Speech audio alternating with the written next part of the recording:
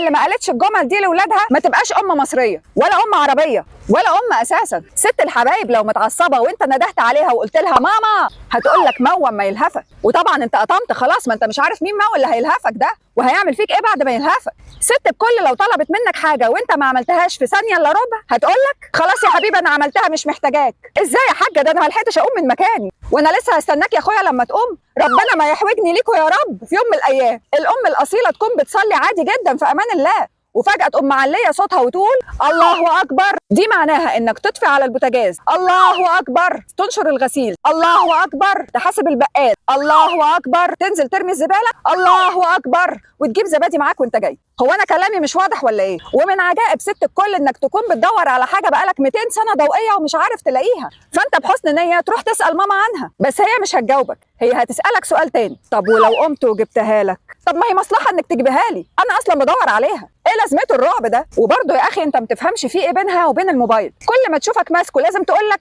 ما تسيب الزفت اللي في ايدك ده وقوم شوف لك حاجه مفيده تعملها، ده زمايلك دلوقتي فاتحين بيوت. يا ست الكل انت بتقولي لي الجمله دي من وانا في 5 ابتدائي، انا عايزه اعرف البيوت دي اتفتحت امتى وازاي.